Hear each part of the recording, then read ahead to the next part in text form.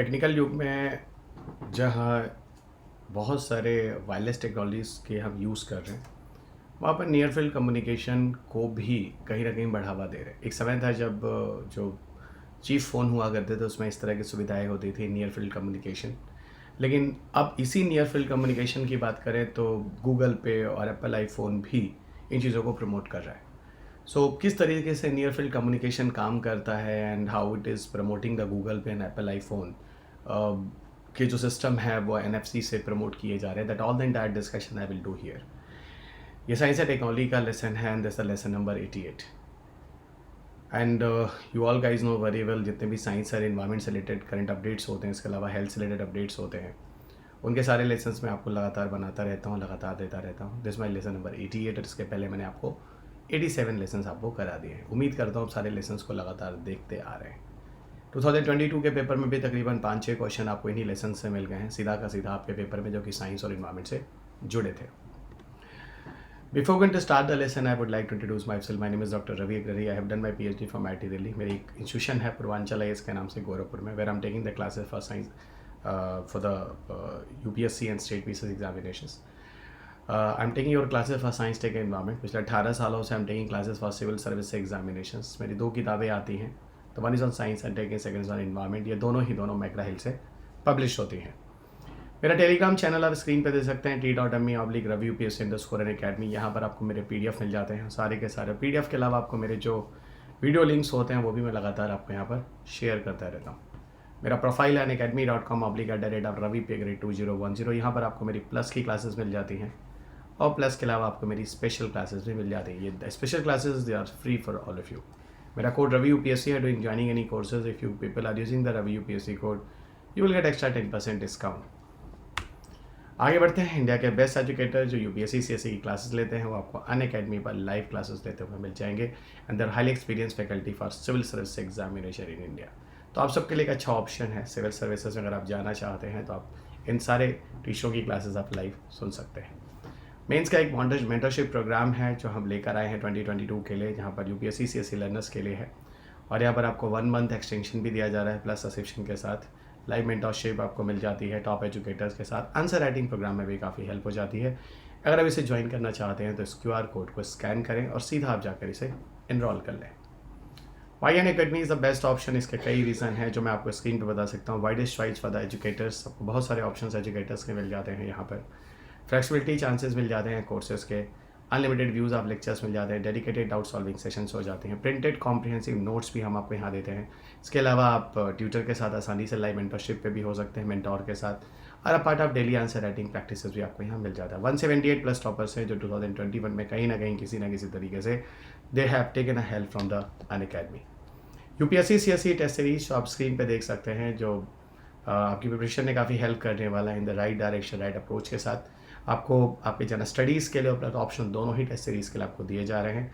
यहाँ पर आपको अपने जनरल स्टडीज़ में 15 टेस्ट आपको दिए जाते हैं, सेक्शनल और फुल लेंथ के साथ, एसे वगैरह इंक्लूड करके। साथ ही ऑप्शनल टेस्ट के लिए आपको 8+ टेस्ट यहाँ पर आप दे सकते हैं। कॉम्प्रिहेंसिव मॉडल आंसर्स भी आपको दिए जाते हैं। टीचर के साथ आपके डिस्कशंस भी होते हैं टॉप एजुकेटर्स के साथ। और इसे ज्वाइन करने के लिए आप रवि UPSC कोड को ज़रूर यूज़ करें। UPSC CSE GS mega combat जो है अगला, दैट इज़ ऑन 26 जून, ठीक 11 बजे आप इसे ज्वाइन करें।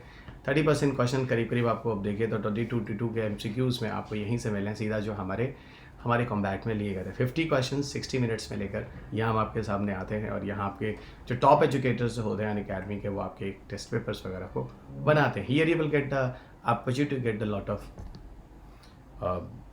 Prizes also. Science and technology का नियर फील्ड कम्युनिकेशन टेक्नोलॉजी किस तरीके से गूगल पे और आईफोन्स इनको यूज़ करना प्रारंभ कर रहे हैं, इस बारे में हम लोग यहाँ पर बात करने वाले हैं। असल में न्यूज़ क्या आया है कि नियर फील्ड कम्युनिकेशन में हम जो टर्म यूज़ कर सकते हैं, टैप टू पे फॉर UPI। अब आप UPI के लिए सीधा टैप टू पे करते हैं, नहीं टैप करते हैं 2 मोबाइल फ़ोन्स को या किसी डिवाइस को जिसमें NFC होती है, और सीधा आप गूगल पे वगैरह के द्वारा आप पैसे वगैरह को ट्रांसफ़र कर सकते हैं। ये पूरी की पूरी टेक्नोलॉजी जो है it is based on near field communication. और इसके साथ आपको बताऊं कि एप्पल ने भी टैप टू पे सिस्टम जो है आईफोन में दिया है फरवरी 2022 से। तो फरवरी 2022 से यानी इस साल ही आपको टैप टू पे सिस्टम आपको गूगल पे भी दे रहा है और एप्पल आईफोन भी दे रहा है। एप्पल आईफोन आपको बताऊंगा, आईफोन इस तरह की NFC की चीज़ों को भी इसने शुरुआत आईफोन 6 से ही फिलहाल कर दिया था। यहाँ पर NFC इनेबल कोई भी अगर एंड्रॉयड स्मार्टफोन है आपके पास, है ना, जहाँ पर आप UPI वगैरह से अपने गूगल अकाउंट को जोड़ दीजिए, जहाँ आप UPI वगैरह से अपने गूगल अकाउंट को लिंक कर दीजिए, है ना, UPI से, और सीधा यहाँ पर टैप टू पे सिस्टम के द्वारा अपने पैसे को ट्रांसफ़र कर सकते हैं। NFC के साथ सबसे बड़ी खासियत क्या है कि काफ़ी फास्ट तरीके से काम करता है। आप ट्रेडिशनल मेथड QR कोड या स्कैनिंग कर रहे हैं उससे कंपैरिजन में यहाँ पर काफ़ी फास्ट है। यहाँ पर आप ये करते हैं, किसी मोबाइल नंबर को आप UPI के साथ जोड़ देते हैं और उसी UPI के साथ मोबाइल नंबर जो जोड़ते हैं उसी को टैप टू पे ऑप्शन के साथ, यानी NFC टू NFC जोड़कर आप यहाँ मनी को ट्रांसफ़र करते हैं या बहुत सारे फाइल्स वगैरह को भी ट्रांसफ़र कर सकते हैं। किसी ज़माने आपको बताऊं कि NFC का फ़िलहाल, किसी ज़माने में नहीं, फ़िलहाल मैं अगर बोलूं तो कुछ हल्के सेट्स हुआ करते थे जो NFC की सुविधाएं आपको दिया करते थे। NFC की सुविधाएं क्या होती थी, हल्के फ़ोनों में आती, क्योंकि NFC ब्लूटूथ के कंपैरिजन में देखोगे आप तो काफ़ी हल्का है।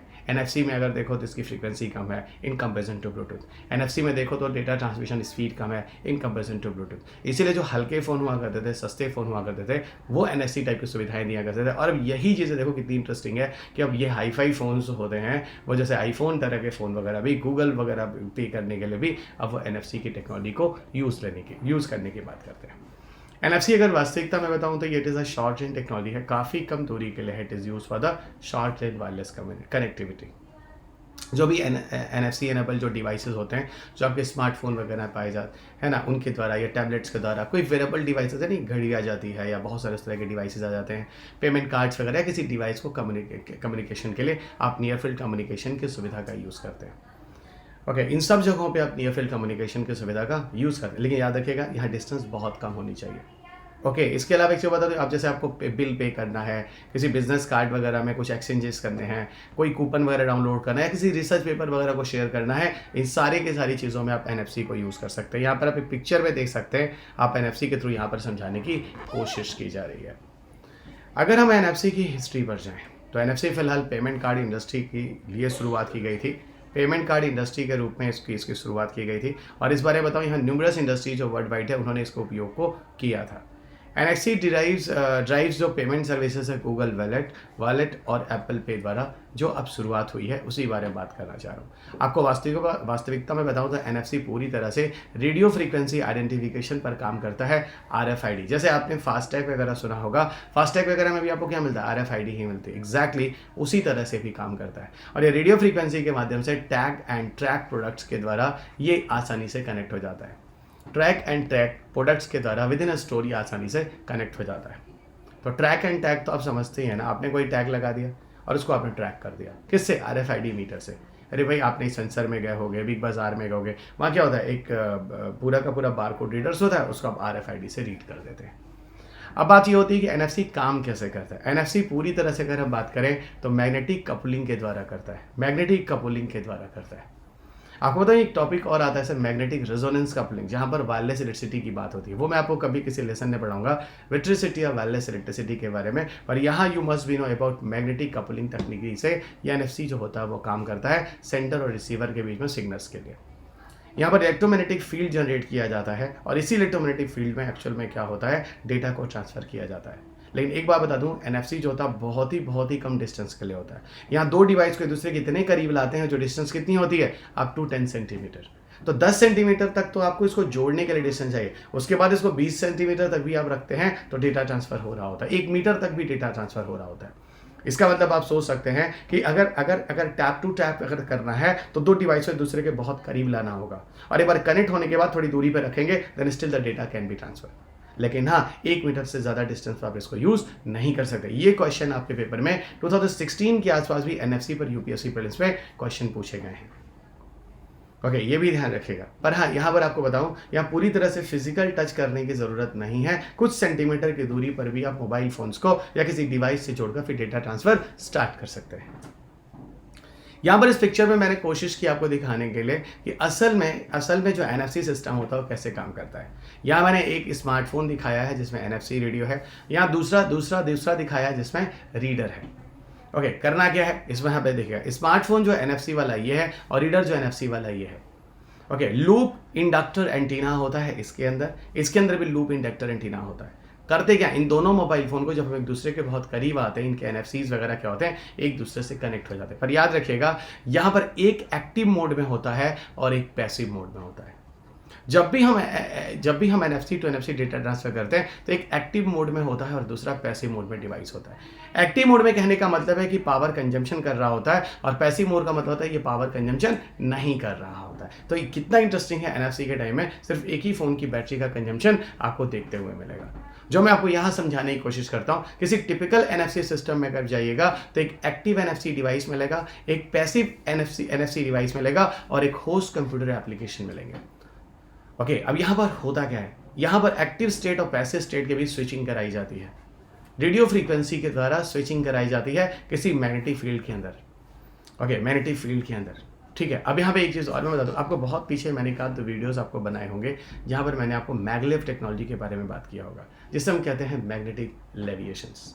मैग्नेटिक लेविएशंस पूरी तरह से मैग्नेटिक प्रिंसिपल पर काम करता है, और जिसके बेसिस पर ट्रेन जो होती है वो ट्रैक के ऊपर फ्रिक्शनलेस कंडीशन में चलती है। और अगर ऐसी ट्रेन बन जाए जो फ्रिक्शनलेस कंडीशन में ट्रैक के ऊपर चले, तो आप खुद जानते हैं ट्रेन की स्पीड कहाँ तक जा सकती है। अब अगर हम टाइप्स ऑफ एनएफसी डिवाइसेस की बात करें तो दो तरह के एनएफसी डिवाइसेस होते हैं। एक, there are two main types of NFC devices. एक जिससे आप कहते हैं पैसिव डिवाइसेस, आप कहते हैं एक्टिव डिवाइसेस।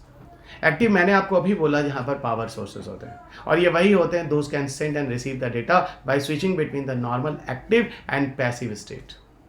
एक्टिव स्टेट उसको बोलते हैं जो डेटा को ट्रांसफर करता है, यानी बैटरी कंजम्पशन उसी का होता है, और पैसिव उसको बोलते हैं जो रिसीविंग करने वाला होता है। तो एक्टिव कम्युनिकेशन सिस्टम में ऐसा होता है। पैसिव डिवाइसेस जो होते हैं जिनमें कोई पावर यूज नहीं किया जाता है, ओके, ये can only connect to the active devices, किसी एक्टिव डिवाइसेस से जोड़ने के लिए होते हैं, डेटा ट्रांसफर करने के लिए ऐसे नहीं होते हैं, ठीक है, ये भी ध्यान रखिएगा। इसका मतलब एक्टिव कम्युनिकेशन में आपको डेटा ट्रांसफर किया जाता है और पैसिव में डेटा ट्रांसफर नहीं किया जाता है, सिर्फ किसी डिवाइस को किसी डिवाइस से जोड़ दिया जाता है। और डेटा ट्रांसफर करेंगे तो एक्टिव कम्युनिकेशन में सिर्फ जोड़ दिया जाए तो क्या कहलाएगा, पैसिव कम्युनिकेशन एनएफसी डिवाइसेस से।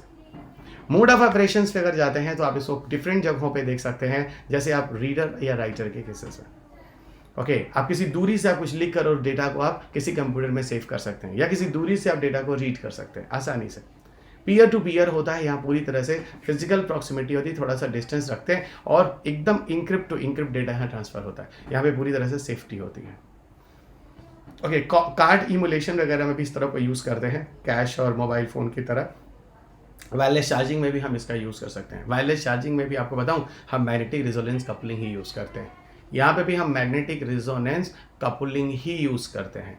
याद रखिएगा, आप ऐसे आजकल काफ़ी ट्रेंड चल चुका है, काफ़ी लोगों के घरों में आपको वायरलेस चार्जिंग होगी। यहाँ भी ध्यान रखिएगा, मैग्नेटिक रेजोनेंस कपलिंग का यूज़ किया जाता है। होता है क्या, मैं आपको एक लाइन में बताता हूँ। जैसे मान लीजिए ये एक वायरलेस चार्जिंग है, ये वायरलेस चार्जिंग है, इसको आपने प्लग से लगा दिया, प्लस का मतलब एक प्लस और एक माइनस से, और उसको ऑन कर दिया। जैसे ही आप करेंगे डिवाइस जो होगा क्या करेगा, एक मैग्नेटिक फोर्स जनरेट करेगा, है ना, एक मैग्नेटिक फोर्स जनरेट करेगा। और ये मैग्नेटिक फोर्स जो भी होगा, ये मैग्नेटिक वेव से होंगे, जो भी मैग्नेटिक फील्ड, ये कह लीजिए जनरली मैग्नेटिक फील्ड जनरेट करेगा। इस मैग्नेटिक फील्ड के अंदर क्या होगा, जितनी दूरी तक जनरेट करेगा उतनी दूरी के अंदर एक डिवाइस को आप रखिएगा। जैसे कोई मोबाइल फोन जो है वो वायरलेस चार्जिंग वाला है, उसके अंदर क्या होता है, मैग्नेटिक फील्ड में रिसीवर्स होते हैं, वो इसको क्या करेंगे, एक दूसरे मैग्नेटिक फील्ड को दूसरे पहले मैग्नेटिक फील्ड से जोड़ देंगे, और इसी को कहते हैं मैग्नेटिक रेजोनेंस कपलिंग, और फिर डेटा ट्रांसफर शुरू हो जाएगा। इसी तरह की चीज़ें आपको यहाँ पे भी मिलती हैं एनएफसी के केस में भी। अभी आपको डिफरेंट एप्लीकेशन देख सकते हैं, रीडर मोड देख सकते हैं, कार्ड इमुलेशन आपको दिख रहा होगा, यहाँ पर peer to peer mobile to mobile जोड़ रहे होंगे, किसी ये देखिए मोबाइल फ़ोन वगैरह होगा, किसी वॉच या ईयरफोन से है ना, वियरेबल डिवाइसेस वगैरह से यहाँ जोड़ने की कोशिश करें। यहाँ पर सबसे बड़ी बात क्या है एनएफसी केसेस में बताऊँ, सिक्योरिटी के लिए बहुत अच्छा है, क्योंकि यहाँ पीयर टू पीयर जा रहा है, पर्सन से पर्सन में जा रहा है, और सबसे बड़ी चीज़ यहाँ पर किसी तरह के एरर होने के चांसेस काफ़ी हद तक कम है। ओके, यहाँ पर कोई भी एक्शन जो आप लेते हैं इंटेंशनली आप यहाँ पर लेते हैं, है ना, यहाँ पर किसी तरह की कोई गलती या उस तरह की चीज़ों की होने की संभावना नहीं है, तो काफ़ी सेफ और सिक्योर है। अवेलेबिलिटी की बात करें तो मैंने अभी आपको बोला, एप्पल आईफोन वगैरह ने भी 6 वर्जन जो इन्होंने दिया और उसके ऊपर के वर्जन दिया, उन्होंने एनएफसी देना शुरू कर दिया। एंड्रॉइड फ़ोन तो आपको जनरली हमेशा ही देते आते थे। एप्पल पे वगैरह जो है उसकी सुविधा एनएफसी से आपको दी जाती है। इसके अलावा जो एनएफसी रीडर डिवाइसेस है मार्केट में, वो कुछ स्पेशलाइज्ड आपको हैंडसेट मिल जाएंगे, जिसके लिए यू मस्ट हैव टू पे, उसको रीडिंग या राइटिंग के लिए आप एनएफसी को यूज़ कर सकते हैं। भविष्य में अगर हम एनएफसी की बात करें तो बहुत तेरे यूज़ हो सकते हैं। स्मार्ट होम का मतलब है अपने घर के अंदर सारे के सारे सिस्टम को आप फिजिकल डिस्टेंस से दूर कर सकते हैं। फिजिकली कनेक्ट करने की ज़रूरत नहीं, आप डेटा ट्रांसफ़र कर सकते हैं। IoT केस में इंटरनेट के द्वारा आप किसी डिवाइस को जोड़ सकते हैं। ओके, जैसे आपने अपने घर के रेफ्रिजरेटर को, अपने घर की वॉशिंग मशीन को, आपने अपने घर के एयर कंडीशन को, टेलीविज़न को, इन सबको इंटरनेट ऑफ थिंग्स के द्वारा जोड़ सकते हैं। ओके, और इंटरनेट थिंग्स आप जुड़ने के लिए जो मोड्स होंगे वो क्या होंगे, NFC का होगा। ऐसा कहते हैं 5th जनरेशन जैसे से आएगी वहाँ पर इस तरह की चीज़ों का और ज़्यादा यूज़ होगा। Integrated smartphone applications. Integrated smartphone का मतलब होता है किसी स्मार्टफोन के अंदर बहुत सारी चीज़ों को, आप बहुत सारी सुविधाओं को दे सकते हैं और उसको जोड़ने के लिए आप NFC का यूज़ कर सकते हैं। ये वो क्वेश्चन है जो 2015-16 का UPSC ने पूछा है और मैं आपको ला कर दिखाने की कोशिश कर रहा हूँ। यानी आपके पेपर में NFC पर इसके पहले भी क्वेश्चन आ चुका है और आई एम वेरी श्योर आप मुझे इसका आंसर नीचे कमेंट बॉक्स में जरूर देंगे। क्वेश्चन है with reference to near field communication technology which of the following statement are correct? It is a contactless communication technology that uses electromagnetic radio fields. दूसरा कह रहा है NFC इज design for the use by devices that can be a distance of even a metre from each other, और NFC can use the encryption when the sending sensitive information. इनमें से कौन कौन सा स्टेटमेंट सही है?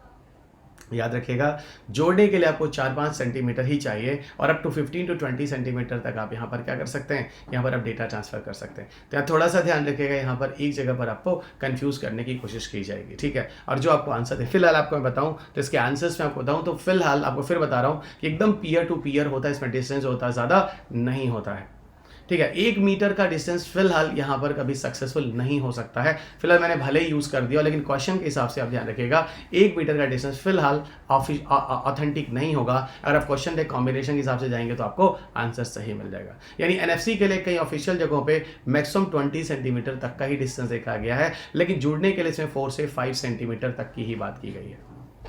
तो ये सारा का सारा टॉपिक्स था जो मैंने आपको बताया, और NFC is the very important topic for all of you. इसके अलावा आप देखिए आपके पेपर में लाइफाई वगैरह पे भी काफ़ी क्वेश्चन पूछे गए। लाइफाई और जैसे लाइट फिडेलिटी कहते हैं, इस पर भी लेकर मैं जल्दी एक आपको फिर वीडियो बनाऊंगा, जिसे विजुअल लाइट कम्युनिकेशन के नाम से भी जाना जाता है। अंत में इतना ही बोलूँगा, मेरा टेलीग्राम चैनल है जो आप स्क्रीन पे देख रहे हैं, यहाँ जाकर आप सीधा PDF ले लें और यहीं पर आपको सारे के सारे वीडियो लिंक्स भी मिल जाते हैं, यहीं जाकर आप मुझे कंटिन्यू करें। ओके, यहाँ पर आपको सारी चीज़ें मिल जाएंगी, तो kindly follow me here. Unacademy पर मेरे प्रोफाइल है जहाँ आपको मेरी क्लासेस मिलती हैं, और स्क्रीन पे देख सकते हैं unacademy.com/ravi_2010। मेरा कोड रवि UPSC है। जब भी आप कोई कोर्स ज्वाइन करते हैं, यूज़ करने पे आपको अतिरिक्त 10% की छूट मिल जाती है। अनअकैडमी के सब्सक्रिप्शन अगर आप रवि UPSC कोड को यूज़ करते हैं, चाहे आप जनरल स्टडीज़ के ले लें या फिर ऑप्शनल के लिए, आपको हर जगह 10% की छूट मिल जाती है। अनअकैडमी आपको लोन फैसिलिटी भी देता है 0% EMI पर। इसका सुविधा भी आप ले सकते हैं अगर you have a financial problems. Unacademy has launch the optional subject, 8 important optional subject जो जनरली ज़्यादा स्कोरिंग है, वो सारे के सारे ऑप्शन हम आपको वेरियस लैंग्वेजेस में दे रहे हैं। इसके अतिरिक्त UPSC CSE का अगला बैच जो है 29 जून से स्टार्ट हो रहा है। मेरे जो कोर्सेज है साइंस टेक एनवायरमेंट के लगातार अनअकैडमी पर चल रहे हैं, और यहाँ आपको सारे के सारे स्टैटिक और करंट अपडेट्स मैं आपको लगातार देता रहता हूँ। मेरे क्लासेस प्लस कोर्सेज पे अवेलेबल हैं। जब भी आप इसे ज्वाइन करना चाहें, रवि UPSC कोड को यूज़ करें। अंत में इतना ही कहना चाहूँगा दोस्त, इस चैनल को सब्सक्राइब कीजिए, इस वीडियो को लाइक और शेयर कीजिए, और इस PDF को जाकर टेलीग्राम ग्रुप से ले लीजिए। So thank you everyone. आपको अगले लेसन में फिर मुलाकात होगी। तब तक अपना ख्याल रखें, स्वस्थ रहें, खुश रहें, मस्त रहें। जय हिंद।